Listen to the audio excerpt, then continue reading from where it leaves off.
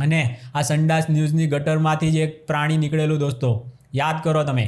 એ પ્રાણી એણે ભૂપેન્દ્રસિંહ ઝાલાને આ ત્યાં જ શીખેલું છે. એ પ્રાણી 13 વર્ષ લાગી ગયા આ વસ્તુને, અને એને બદનામ કરતાં તો 1 મિનિટે નથી લગાડી સંડાસ ન્યૂઝે.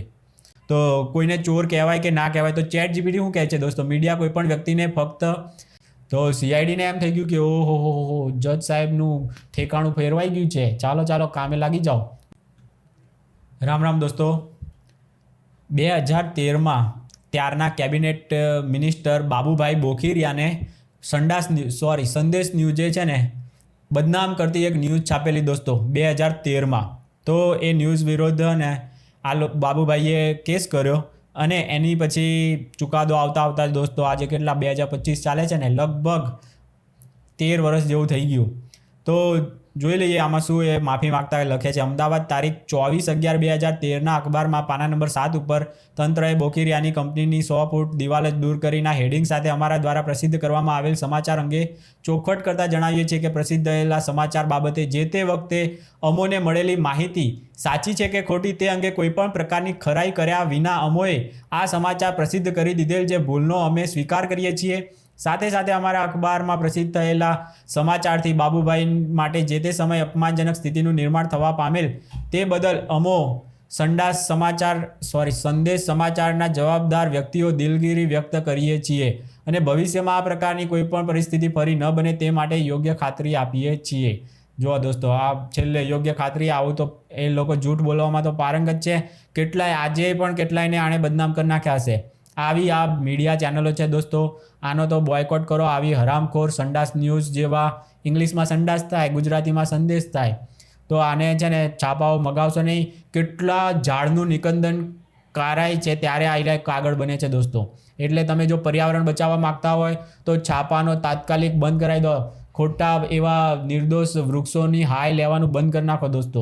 આ બહુ જરૂરી છે. અને આ સંડાસ ન્યૂઝની ગટરમાંથી જ એક પ્રાણી નીકળેલું દોસ્તો, યાદ કરો તમે. એ પ્રાણી એણે ભૂપેન્દ્રસિંહ ઝાલાને આ ત્યાં જ શીખેલું છે. એ પ્રાણી ભૂપેન્દ્રસિંહ ઝાલાને પણ બદનામ કરવા માટેની શરૂઆત પણ એ પ્રાણીએ કરેલી હતી દોસ્તો, યાદ કરી લો તમે. આ સંડાસ ન્યૂઝમાં જઈ રહી આખું તાલીમ મેળવેલી છે, એટલે એને ખબર જ છે કેવી રીતે બદનામ કરવા અને રૂપિયા પડાવવા. આ બધું જ કામ આ લોકોનું છે. લુખ્ખા તત્વો જે કહેવાતા ને પહેલાંના ટાઈમમાં, એ લુખ્ખા તત્વો હવે દેખાતા નથી. આપણે એને છે ને આ મીડિયાના માધ્યમોથી જોઈએ છીએ દોસ્તો. આ બાજારું મીડિયા છે જે કોઈ પણ જાતની શું છે સત્ય હકીકત એ જાણવાની કોશિશ નથી કરતું. જાતે જ એ સ્ટુડિયોમાં નક્કી કરી નાખે કે આણે 6000 કરોડનું કૌભાંડ કર્યું છે, આવા ખોટા આરોપો નાખી દીધા. હવે પેલાને સાબિત કરતા વર્ષો લાગી જશે કે મેં તો કોઈનો 1 રૂપિયો નથી દબાયો. આવી રીતે લોકોને બરબાદ કરી રહી છે, ગુજરાતને બરબાદ કરે છે.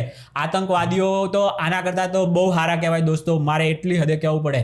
કમસે કમ એ ડાયરેક્ટ ગોળી મારી નાખે છે ને કેટલાને, પણ આ તો હજારો લાખો લોકોને બરબાદ કરી નાખ્યા છે. અને છતાં પણ આયરાએ બેશરમ થઈને રોજ તમારી સામે આવીને મોટા સતી હોય ને, સતી સાવિત્રી, એ રીતે તમને ન્યૂઝ કહેતા હોય લોકો દોસ્તો. આ હરામખોરી આ લોકોની, આ કેટલા ને 2013થી લઈને અત્યાર સુધી આ લોકોએ ધંધો બંધ કરી નાખ્યો એમ તમે માનો છો? બરબાદી, બદનામ કરવાની. આ તો એક વ્યક્તિ ગયો તોય એને આટલા વર્ષ લાગી ગયા. 1 વર્ષમાં એ ચુકાદો આવતો હોય ને તો બધા જાય, પણ ખબર છે કે કોર્ટના પગથિયાં આપણે ઘસડી નાખશું ને તો એ આપણને ન્યાય મળતા જ વર્ષો લાગી જશે. ત્યાં સુધી વિચાર કરો દોસ્તો, 13 વર્ષ લાગી ગયા આ વસ્તુને, અને એને બદનામ કરતાં તો 1 મિનિટે નથી લગાડી સંડાસ ન્યૂઝે. આવી બાજારું મીડિયા છે દોસ્તો.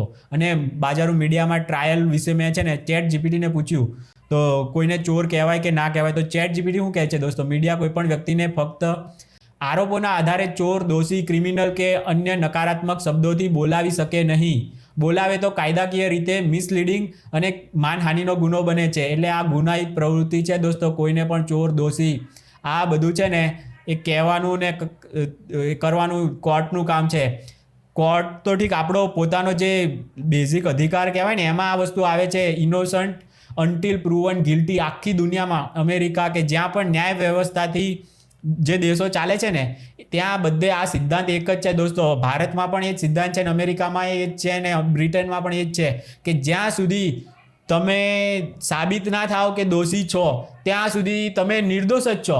એ ન્યાયપાલિકા કહે કે ના તમે દોષિત છો ત્યારે તમે કોઈને દોષિત કહી શકો, ત્યાં સુધી તમે નિર્દોષ જ છો. આવા આરોપ છે અને એવી રીતે તમે કોઈને ઠગ મહાઠગ કહી જ ના શકો, પણ આ તો ચણા મમરાની જેમ કોઈને પણ કૌભાંડી, ચોર, ઠગ, મહાઠગ આવું બધું બોલે છે. આ લોકોને આમાં લગારે પત્રકારિતા છે જ નહીં. ખુદ કોર્ટોએ છે ને આ લોકોને બંધ કરાવવા જોઈએ કે તમે હજુ અમારા માટે તો કંઈક રાખો. જજ માટે કંઈ રાખતા જ નથી. આ તો ChatGPT શું કહે છે આગળ હું તમને કહું દોસ્તો. આ સિદ્ધાંત આપણને સુરક્ષા આપે છે, ઇનોસન્ટ અન્ટિલ પ્રૂવન ગિલ્ટી. આ એ ખાતરી આપે છે કે આપણું નામ, આપણું જીવન, આપણી ઇજ્જત માત્ર આરોપોથી બરબાદ નહીં થાય. જ્યારે મીડિયા કોઈને પણ અદાલત પહેલાં દોષીનો ટેગ લગાવી દે છે ત્યારે તે વ્યક્તિને ન્યાય પ્રાપ્ત કરવાની પૂરતી તક મળતી નથી. મીડિયા ટ્રાયલના ખતરા પણ કીધા છે કે લોકોના દિમાગમાં પૂર્વાગ્રહ ઊભો કરી નાખે છે અને અદાલત પર પણ અસર પાડી શકે છે દોસ્તો. અદાલતના જજને એ લોકોને પણ એમ થઈ જાય કે આ મીડિયાએ કીધું છે એ જ સાચું હોય, એવું પૂર્વાગ્રહ એમને પણ બંધાઈ જાય દોસ્તો. માનસિક રીતે કેટલું ભયંકર નુકસાન કરે છે. આગળ ChatGPT લખે છે કે આનાથી આ વ્યક્તિની ઇમેજ, માનસિક તબિયત અને જીવન બરબાદ થઈ જાય છે, અને ભલે પછી તે નિર્દોષ જ કેમ ના હોય. આ વાત લખે છે. પછી સમાજમાં અરાજકતા પણ ફેલાવે છે. કઈ રીતે? તો લખે છે કે જ્યારે લોકો મીડિયા દ્વારા નિર્ણય કરવા લાગે ત્યારે કાયદો અને અદાલતની પ્રોસેસ નષ્ટ પામે છે. બોલો, આટલી હદે નીચ કક્ષાની છે ભારતની, ગુજરાતની બાજારું મીડિયા. અને કોઈને ફરક નથી પડતો. જાતે જ સંજ્ઞાન લેવું જોઈએ કે તમે લોકોએ ચોર ને એવું બધું શું કામ કહી દીધું. આવો જાતે જ કોર્ટના જજોએ નક્કી કરીને એ લોકોને કહેવું જોઈએ કે રોજ છાપા તો વાંચતા જ હશે મિલોર્ડ ને બધા જેટલા પણ છે, જજ ને બધા, તો એ લોકો કેમ આવું બધું એ ચલવી લે છે? ગુજરાતી છાપા નથી વાંચતા આ લોકો? આવું છે ને દોસ્તો. આમ તો કેટલું આતંકવાદી માટે અડધી રાતે ખોલે છે. એ તો ઠીક, હમણાં જ પેલું તળાવ કંઈક હતું ને એનું બુલડોઝર ફેરવ્યું તો રજાના દિવસે કોર્ટ ખુલી. પણ એ તો સારું થયું, ભગવાનનું કરવું કે આવા ક્રિમિનલોના અને ખોટું ગેરકાયદેસર દબાણ કરવાવાળા લુખ્ખા તત્વોના વકીલોની આગળ જજો છે ને સાષ્ટાંગ દંડવત ના કર્યા દોસ્તો. એમને કહી દીધું કે એ તો જે ઇલીગલ હોય તળાવની જગ્યા ઉપર તો ખાલી જ કરવાનું હોય, એના માટે કોઈ નોટિસની પણ જરૂર નથી. આવું કહી અને રોક્યા એ લોકોને. તો થોડુંક હવે સારું થઈ રહ્યું છે. બાકી તો આ લોકો સામે બોલી જ ના કે ઉપરથી વકીલો જેવા હોય મોટા દાદાગીરીવાળા લુખ્ખા ટાઈપના તત્વો, એ ગમે ને તમને. હમણાં તો પાછું એક આવ્યું છે કંઈક રોહિંગ્યા હોય ને જે ઘૂસપેઠ, એ લોકોને પાછા મ્યાનમાર મોકલી દીધા ને. તો એવી PIL કરી કોઈએ કે એ લોકોને પાછા માન સહિત લાવવામાં આવે, કરોડો રૂપિયા એમને આપવામાં આવે અને તેમના માટે રહેવાની સગવડ કરવામાં આવે. કારણ કે એમણે એમ જ મૂકી આવ્યા એમને. આ તો એમ કહેવાય કે એના માનવ હક મારી નાખ્યા. બોલો, તો આપણા હક ક્યાં જાય છે દોસ્તો? આ ભૂપેન્દ્રસિંહ ઝાલાના હક ક્યાં જતા રહ્યા? એને તો ઠગ મહાઠગ આવું કહી દીધું અને ઓર્ડર નીકળી ગયા સ્ટુડિયોમાંથી, બાજારું મીડિયાની સ્ટુડિયોમાંથી કે કેમ આને કોઈ પકડતા નથી. તો CIDને એમ થઈ ગયું કે ઓહો જજ સાહેબનું ઠેકાણું ફેરવાઈ ગયું છે, ચાલો કામે લાગી જાઓ. ને એ લોકોએ કાર્યવાહી કરી. કોઈ ડિફોલ્ટ નથી એવું કીધું ને છતાં પણ એ માણસ જેલમાં છે અને હજુ બી પ્રોસેસ ચાલુ છે દોસ્તો. હજુ બી ધરપકડો ચાલુ છે એ લોકોમાં. બોલો, આટલી હદે આપણી સિસ્ટમને આ બધું. કારણ કે હવે વેકેશન પર છે. ઓરિજિનલ જે ન્યાયપાલિકા છે ને એ વેકેશન પર છે હાઈકોર્ટમાં. એટલે CIDને થયું કે પહેલે જજ સાહેબે કંઈક કીધું હોય, અંદર ખાને કહી દીધું હોય, હવે બહાર ના કીધું હોય, કદાચ અંદર ખાને કીધું હોય કે કેમ કાર્યવાહી થતી નથી, તો કદાચ કાર્યવાહી બતાવી હોય સિસ્ટમે. તો દોસ્તો આવું પોપાભાઈનું રાજ ચાલી રહ્યું છે. અહીંયા તમે જો ઈમાનદાર હોવ ને તો ભૂલ કરતા જ નહીં દોસ્તો. અહીંયા તમને છે ને ન્યાય મળતા જ જોવા ને 13 વર્ષ લાગી ગયા. તમે સાચા છો ને તો પણ તમને 13 વર્ષ લાગી ગયા. અત્યારે એ કેબિનેટ મિનિસ્ટર અત્યારે કદાચ કોંગ્રેસમાં છે. મેં એમની અત્યારે પ્રોફાઇલ જોઈ. તો એ ત્યારે ભાજપમાં હશે ને, જ્યારે હશે ત્યારે, કે પછી જે બી હોય કે કોંગ્રેસમાં હતા ખબર નહીં. એ કેબિનેટ મિનિસ્ટર લખ્યું છે તો કદાચ કોંગ્રેસમાં જ હોય.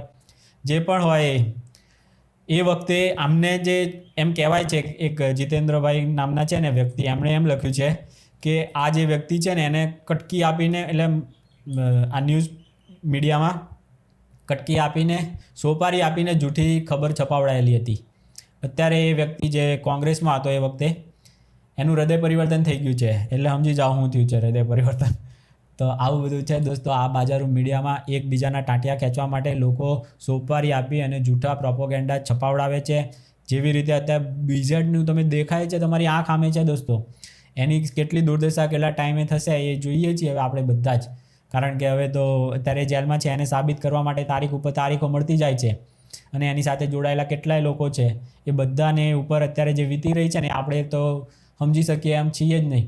આ જે લોકો ઉપર વીતે ને દોસ્તો મીડિયા ટ્રાયલ એને જ ખબર પડે, એના પરિવારને ખબર પડે કેટલું હદે ટોર્ચરિંગ છે. આખી જિંદગી તમે જેટલી ઇજ્જત પેદા કરીને 1 મિનિટ નથી લાગતી આ બાજારો મીડિયાને એ ઇજ્જતની માણવામાં, બોલો 1 મિનિટ નથી. પણ ચાલે છે પોપાભાઈનું રાજ. ચાલો તારે દોસ્તો, રામ રામ. બીજા કોઈ વિડીયોમાં મળીએ.